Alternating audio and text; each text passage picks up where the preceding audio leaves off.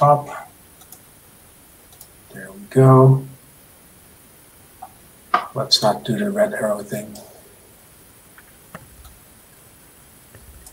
There we go. So as far as I'm concerned, I'm good to go.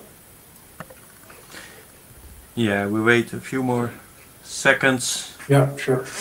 We can count down, of course, but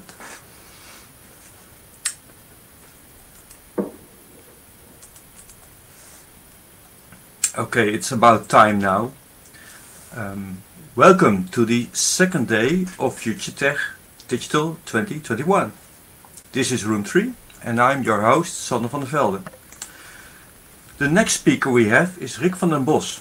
He's in Microsoft Azure MVP and also a principal cloud architect. His session is Get a Grip, Managing Your APIs with API Management, and this session will help you to organize and monetize your data and services by creating an API gateway and developer portal using API management. So, Rick, take it away. Well, thank you very much. Thank you all for being here, and of course, thank you for having me. So, like Sander already said, managing your APIs with API management. Well, first, let's see what today will bring. My name is Rick. I work for Backend, which is a consultancy company. You can find me at Rick van den Bos at Twitter, or if you DuckDuckGo, Google, or any search engine actually, and do Rick van den Bos, then you'll probably find me. And just to make sure, I've got my email address and my website on there as well. So what I would like to do today is do a very short introduction, then walk through all of the terminology that we have as far as API management goes. I would like to have some time to look at working with APIs, and then we'll have a demo of that as well. And then last but not least, we're going to look at how you can configure authentication for your API running in API management. So first of all, we need to start with a really short introduction. And again, I would like to keep this short since we don't have a whole lot of time and I do have a whole lot of content. So API management actually streamlines the process of common tasks for creating an API for external use. So to put it in other words, it helps organizations publish APIs to external developers, for instance, or to partners, or even to internal developers to unlock the potential of their data and their services. So businesses everywhere actually are seeking to extend their operations as a digital platform by creating new channels or finding new customers. And API management provides the core competencies to ensure that a successful API program through developer engagement, business insights, analytics, security, and protection is being created. You can use API management to take any backend, so it doesn't have to be an Azure backend, and launch a full-fledged API program on that API backend. Now, let's have a look at what the terminology for API management is. So there's actually a few things that we need to keep in mind. And the first one is that we have backend APIs, which is an HTTP service that implements your API and its operations.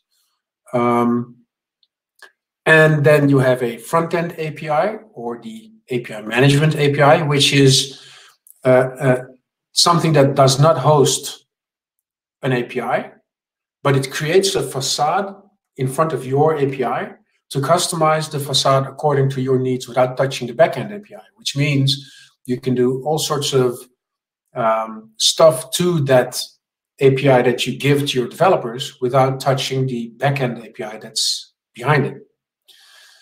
Now, we have backend API, so the actual API implementing your logic. And then we have the front-end API, which is the API management API.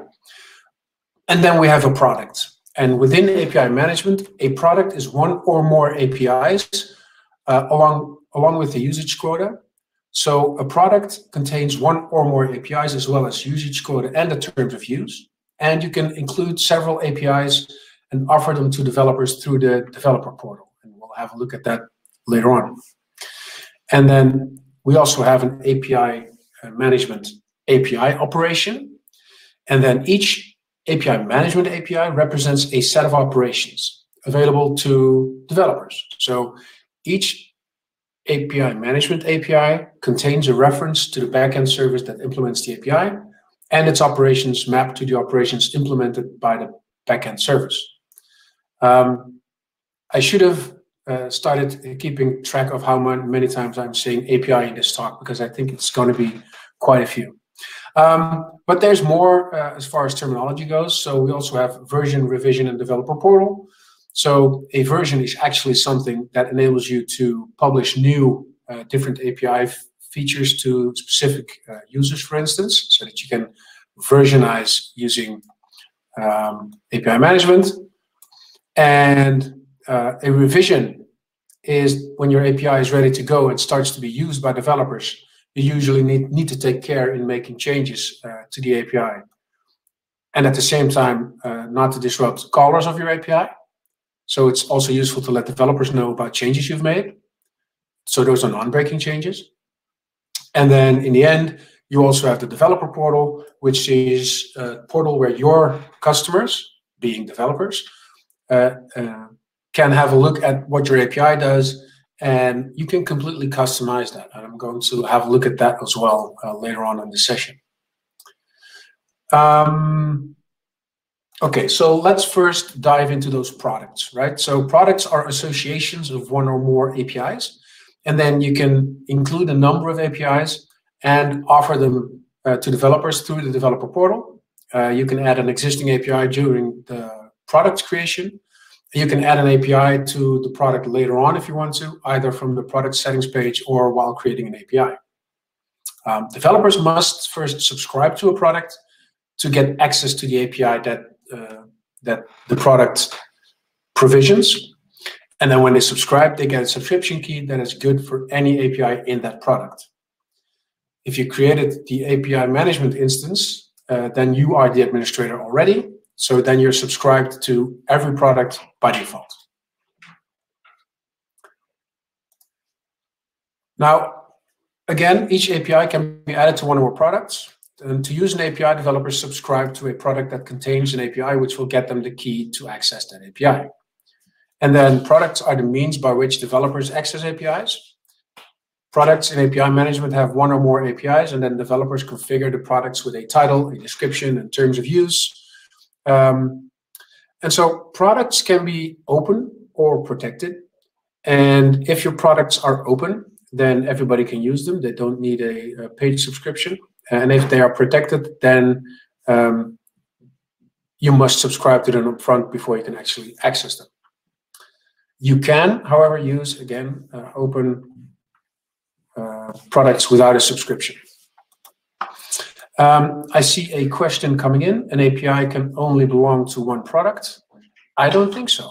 I think an API can belong, as you can see in the Venn diagram currently available on screen, that an API could be a part of multiple products. Then if we go into APIs and operations, then we'll see that to use API management, administrators create APIs, right? And then each API consists of one or more operations, and each API represents a set of operations that are available to developers. And then to use an API, developers can call the API's operation. Each API's operation maps to an operation implemented by the backend service, like we said in the previous slide. And then operations in API management are highly configurable, providing control over URL mapping, query and path parameters, request response content, operation response caching. You can also implement rate limiting, quotas, IP restrictions at the API level or at even an individual operational level. And that means that it's highly configurable and that you can add a lot of functionality or security, or in this case, for instance, rate limiting, to an existing API without even touching it. And that's, I think, the biggest power that API management gives us at this point. Now, looking at those back and front end APIs, right? there's a backend API that actually implements your functionality. And that can be either a legacy API, which is old stuff, or a modern API. But it could also be an external API. So for instance, in this example right here, you can see that search through cognitive services could be part of a front-end API in API management. So APIs are the foundation of an API management service instance, and then each API contains a reference to the backend service that implements the API. And again, it doesn't have to be Azure hosted. It only has to be an API. Now that we have terminology and the different names of things that we have in API management out of the way, let's have a look at how you go about working with APIs in API management. Now, first of all, of course, you create an API. Again, one or more operations. Each API can be added to one or more products. So there we have the definitive answer for, I need to say that correctly, Tiago Bernardo. So an API can be added to one or more products. And then to use an API, developers subscribe to a product that contains that API, and then they can call that API's operation, subject to any usage policies that might be in effect. So based on this, you could also say that you have a default API, an open API available that enables you to do all of the basic stuff of your application in API management. And then it's an open product, so anybody can use it. And then as soon as people say, okay, I would also like to have this and this and this functionality, you can say, well, that's available in the premium tier or in the paid tier. And then we'll go to that different solution, to that different product, which is a paid product. And then you'll have to take a subscription and be able to call from there. Now, the good thing about API management, and of course, we're all working on, okay, I have to say this differently. I hope some of us are working on infrastructure as code because you would like to have your Azure infrastructure be available and to be able, sure we do, that's a good thing. Thanks, Hassan. So we would like to be able to recreate our environment as it goes. And then the cool thing about API management is that an API management service instance maintains a configuration database that contains the information about the configuration and the metadata for that service's instance. So then you can make changes to the service instance by changing a setting in the Azure portal, for instance, or by calling Azure CLI, or by using PowerShell. And then in addition to those methods, you can also manage your service instance configuration by using Git. So it has default Git support, which means if you make any changes to your service by using the Azure portal or PowerShell commandlets or the REST API, you are actually managing your service configuration database by using the management.azure-api.net endpoint. And then by default, it is your API management name .management.azure-api.net. So you can see that in this diagram that we have up on the screen right now. And this also depicts how you can manage your service configuration by using Git and the Git repo for your service, which is located at scm.azure-api.net. And then again, prefixed with the name of your instance. Now, as soon as you have an API management solution up and running, and I do have to say, it can take some time before it's actually up and running. And it's also very dependent on or at least I saw that it was dependent on the version of API management that you'll take. They have added a serverless solution relatively recently, where you only pay for what you use, like we do with serverless solutions. And then they have this developer solution, which doesn't have an SLA, but is relatively good at pricing. And then as soon as you go into the larger API management solutions or the more premium versions, of course, we go into higher paid tiers.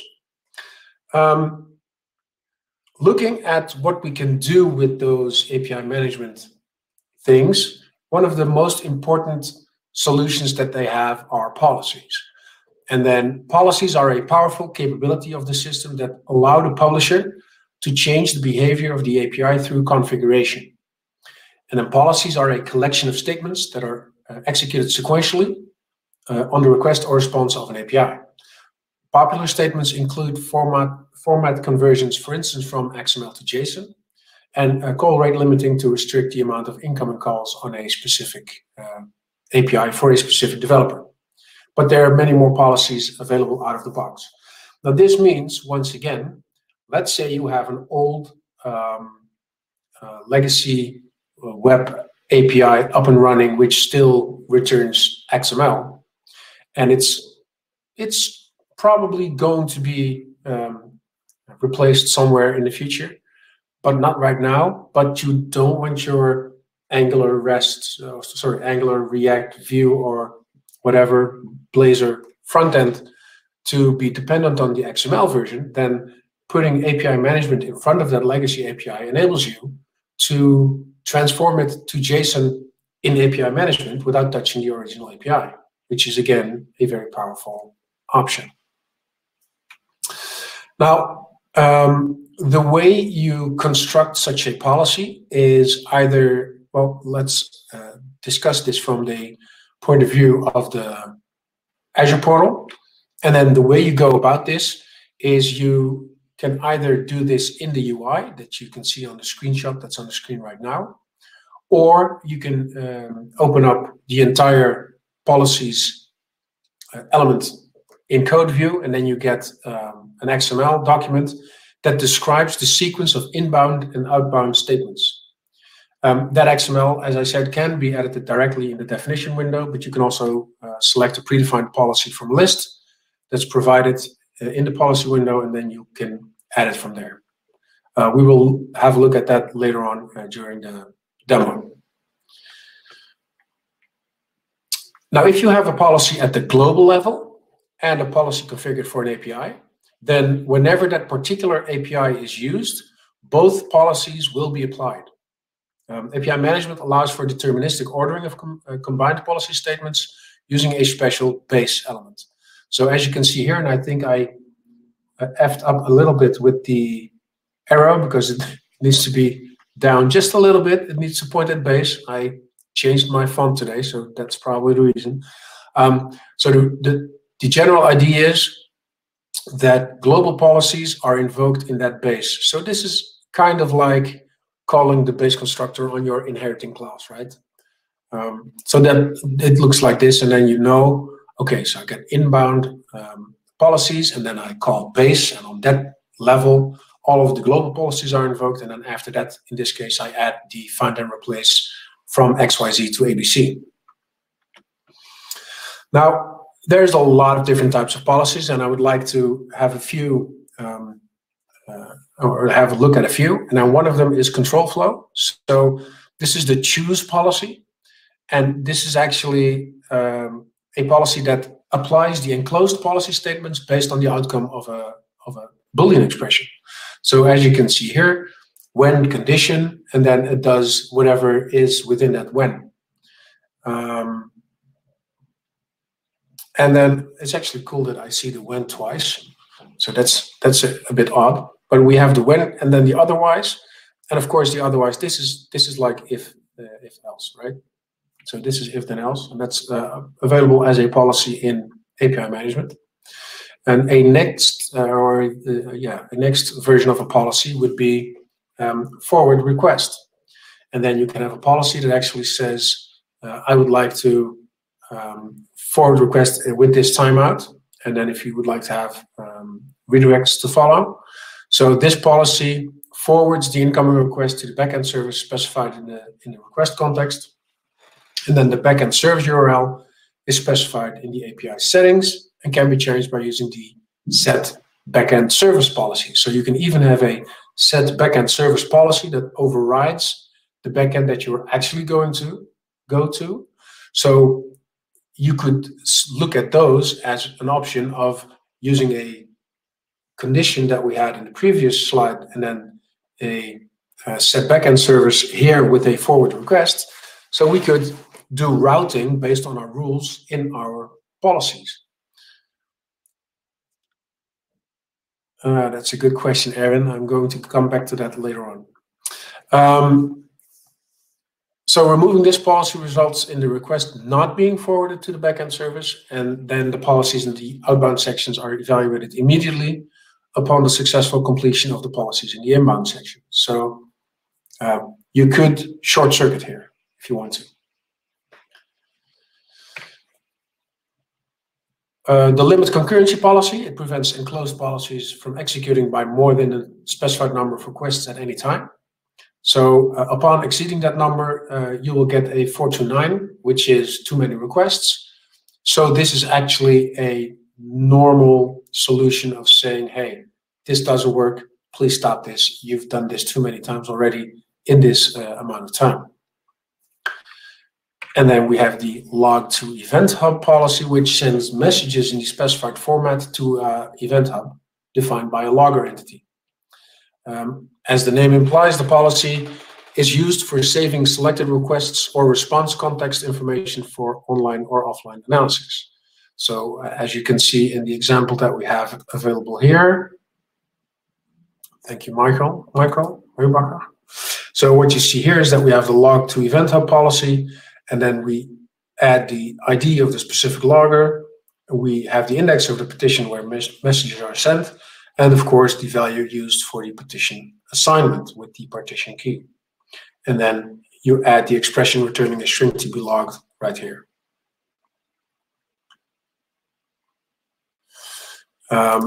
Michael says, or Michael, I think Michael says, yes, you can put policies directly in the ARM templates, but if the policies are complex, you can also link to it, to a file that has your policies content in them. Yes, that is true. We have a mock response policy, and as its name implies, it's used to mock APIs and operations. It aborts normal pipeline execution and returns a mock response to the caller. This policy always tries to return responses of the highest fidelity, and that it prefers response content examples whenever available. So it generates sample responses from schemas, and when schemas are provided, then examples are not. So it actually does try to give an answer that is expected from the endpoint that it's actually being called. If neither examples nor schemas are found, then responses with no content are returned. So this is actually something that's really powerful, right? You can, for instance, have a header that says if you want to return an actual response or a mocked response, and then based on the header value, you could just give mock responses back, which enables your front-end developers, for instance, to start working with an API already. And then in the backend, you can start implementing the rest of the actual backend to enable us to do actual API development. I'm going to speed up a little bit since it's already 5:35, let's say it that way. A retry policy, it executes the child policies once and then retries their execution until the retry condition becomes false or the retry count is exhausted. So again, if we go into the example on the slide, we have a retry interval in seconds, a max retry interval in seconds, a retry interval in delta in seconds, and then the number of retry attempts. So this way, we could enable external APIs that might have some downtime now and again, or are not always up and running and happy. We can have retries built into our own API that we give to our developers instead of asking them to do the retry for us. I need to get my mouse back. We have the return response policy, which aborts pipeline execution and returns either default or custom response to the caller. A default response is a 200 OK with no body. And then the custom response can be specified via a context variable or via policy statements. And then when both are provided, the response contained within the context variable is modified by the policy statements before being returned to the caller. So there's that. Then Azure Application Gateway is a web traffic load balancer that enables you to manage traffic to your web applications by routing based on more criteria than a traditional load balancer. So this does OC layer 4. And then this type of routing is known as application layer or OC layer 7 load balancing. Azure Application Gateway can do URL-based routing and more, which enables management of traffic to our web applications. And then traditional load balancers operate again at OSI level 4, and then that's TCP and UDP. And they route traffic based on source IP address and port to a destination IP address and port. And then with Application Gateway, you can be even more specific. So for example, you could route traffic based on the incoming URL. So if /images, which is in the example, is in the incoming URL, you can route traffic to a specific set of servers known as a pool, configured for images. And then if /video is in the URL, that traffic is routed to another pool optimized specifically for video. So that's the power of Application Gateway and the options that it provides. Now, I think I'm going to have a check real quick. I think my demo slide is hidden. I had a slide that says demo and then it was hidden, but I do want to do a demo. So I'm going to open up the the Azure portal. And if I'm not mistaken, you can see the portal now as well. I'm going to make it just one little bit bigger because that helps. And then I open up my demo structure right here.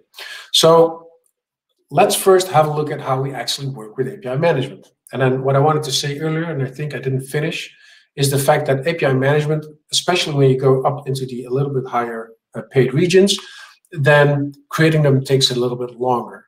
And that's the reason why you not only add a username or a company name when you create a management API, but you also add a administrator email.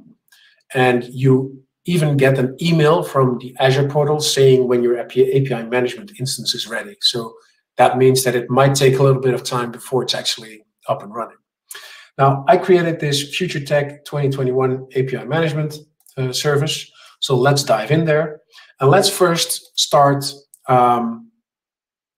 let's add an API, shall we? So I'm going to go to the conference API.azurewebsites.net location. So if we go here, I think if I do this, we can see that there's a Swagger specification on this endpoint.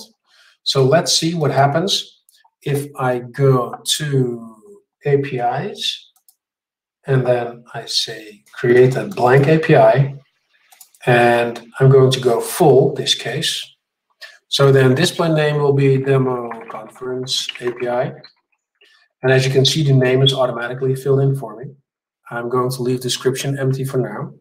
I would like to have a web service URL put in there for the conference API. I would like to have HTTP as only. I'm going to have an API URL suffix that says conference. So that you can see, I by default get FT 2021-APIM, Azure API /conference. Okay, that's a good thing. I am for now not going to add any tags or not add it to a product yet or not version this yet. I'm going to just create this. And then what happens if we get the demo conference API right here? And as you can see, I would like there to be some operations since I did specify. Let's check. I did specify the correct one. Okay, that's always awesome, right? When your settings work just the way you planned them. Let me open up this one real quick.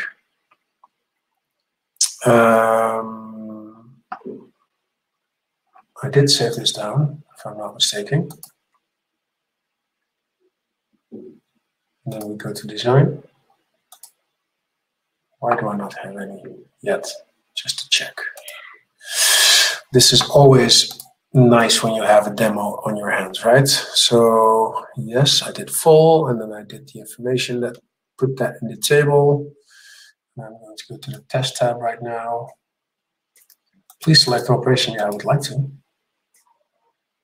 maybe it helps if we do this. And we go back to our APIs and we have a demo conference. We delete that just for once, because we would like to be able to add an API with full demo 02, demo 02. And here we go. Let me check. I need to have that in format JSON. Yes, I do, because then I get the right things. I would like to have conference there as an endpoint. I don't need products. I don't need versioning. I would like to create this. And then I might want to have to, let me go here real quick. Normally this should be okay. This should be enough. It's always awesome when your tests run the way you would like them to run. Now we're going to go into the echo for now. I'm going to check this later on because this needs to work. But I'm going to go into the echo for now, and then I'm going to into retrieve resource, and then you can see that it automatically creates for us this environment where we can actually have all of that information that we would like to have. And then this looks a lot like the Open API stuff that we are used to from, for instance, using Swagger. It has its own structure. However, I can just send from here, and then I will be able to get a result back. And let me check real quick. Yes, the cool thing is I get an X powered by and an X ASP.NET, which means I get an option to do my next demo as well. So one of the things that's interesting to see here, and I'm going to zoom in a little bit just to make sure that we can show this, is the OCP APIM subscription key. And then the subscription key, that's the subscription key of the product that's associated with the API. And that key is filled in automatically if you work here. But that's the my subscription key for actually running against this API. Now, let's see if we can create a product. So based on this, we're going to go to products, and I'm going to add a new product, and I'm going to have the display name of Future Tech APIM product, and that's awesome. I'm going to go, come on, not make it too long. For the state, I'm going to select published. I'm not going to require a subscription, and I'm not going to require approval. And for instance, you can see here even the subscription count limit, which means that's the limit of the count of multiple simultaneous subscriptions. So you can enter the limit over there. And then the field legal terms, there you can include the terms of use for the product, which subscribers must accept in order to use your product. And then all the way down here, we can select APIs. And in this case, we have demo 2 echo, and that's it. Yeah, the URI of the UI is not always really awesome here. But I am going to include my, I'm not going to include my demo, I'm going to include my echo API, and I'm going to create this product right now. So then we can see that we have this product available. And then on this product, we can specify policies, and those are the policies we've seen before. And now what I would like to go and do is I'm going to go back to the top of the screen of the previous APIs screen. We're going to go to the Echo API. I'm going to go into test, and we're going to again get this straight from here.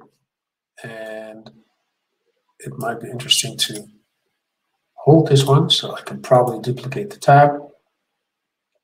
And while that's loading, I'm going to go into products. I'll get this one, I'll take a policy, and then I would like to remove some headers. So the X powered by and the X ASP.NET version, for instance, it's good practice to not actually give them out by default. So we're going to go into the outbound state because it's on outgoing. I first need to go to my backend API to get the information, then I can remove it. So I'm going to set header here. And set header means I have the name, which is X powered. No, I did the typo there. Powered by, and then I have an exists action of delete. Let's have these quotes here. Wow, these quotes here, and I'm going to copy this one over for the X ASP.NET version. It should be like this, I think. So X powered by, is that okay? I think we need a capital B, X powered by, X ASP.NET version. And what it actually does is, if it exists, the header, then delete it. So we'll save this down.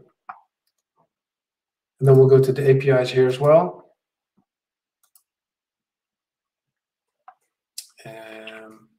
And then on the, if we go to, I want to show you, wait, I did it on the policy now, right? That's actually not what I wanted to do. Let's do that on the API itself. So let's go to API. Let's go to the Echo API right here. I'd like you to open up because that would be awesome. And then we have this one. So we saw the policies in only an XML editor on the product. But here I can also have inbound or outbound processing right here. So if I click this one, then I'll get the location of outbound right here on the API itself. Let's add the headers right there. And as you can see, we have the set header available here. So if I want to add one, I could also click add policy and then check, for instance, a set header policy or another policy that are available right there. But I'm not doing that because I edited the XML document. Please work with me. I don't have a lot of time today. Let's just see if we can test it right now. Well, at least the good thing is the X powered by and the X ASP.NET version headers are now gone because I added the policies on those APIs on the outbound stuff, and then we don't see them anymore. Another great addition is, and I'm going to really quickly show that because of time, is the developer portal that you can create for your environment. And as you can see, it now says, welcome to Future Tech API. So we can just really simply click and say, that is awesome. And as you can see, I can't type anymore, but as you can see, this is an option where you can have a complete page that you generate for your API, and then we can either save it down right here or publish the website. And then if we publish the website, we can even go into a private browser, because by default it's not available, but now because we have it being published, we can have the entire thing available right here. And if we click APIs, then we will see the APIs that are configured inside of our application. And if we go to products, we should see the products page. And then we have starter and unlimited right here because I haven't published officially the other project quite yet. I have a little bit of slides left to do, which I'm going to really run through, but I do want to show them because you can have authentication on your API management as well. And I'm going to get this one back real quick. When you publish APIs through API management, it's easy and common to secure access to those APIs by using subscription keys. To get a subscription key for accessing APIs, a subscription is required, and then it's essentially a named container for a pair of subscription keys. Developers who need to consume the published APIs can get subscriptions, and they don't need approval from API publishers, so anybody can get a subscription. API publishers can also create subscriptions directly for customers. Now, as far as security goes, you can use client certificates if you want to. It provides the capability to secure access by using these. And then currently you can check the thumbprint of a client certificate against the desired value, for instance. So what we check here is the expiration date. And then If the certificate is not null and it's not valid after today, then you get a 403 invalid certificate. Otherwise, it will pass. You could have a checking on issuer and subject, something that looks very similar, but now we're checking issuer and subject if they are within the values. We have checking thumbprint and checking the API management and uploaded thumbprint. Wow. We have time because the Q&A during the session already. Yeah, that's true. Okay, so API management is actually an entire solution that enables you to manipulate and massage, I would almost say, existing APIs that either run in the cloud or somewhere else. And no, the Democrats are not cooperating. Thanks, Thiago. That's true. So API management is this environment that enables you to do a lot of management around your API, I would almost like to say.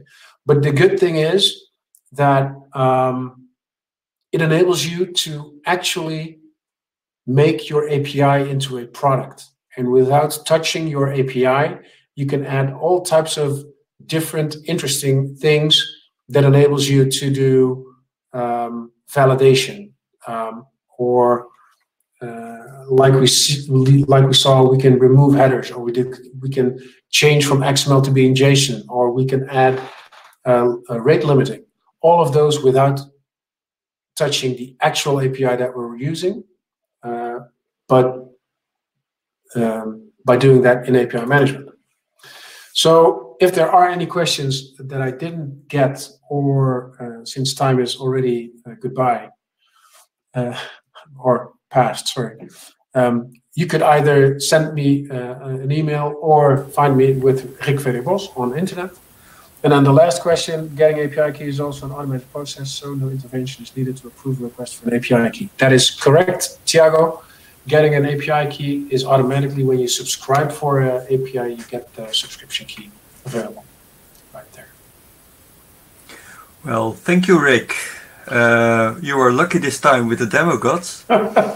Yeah, awesome.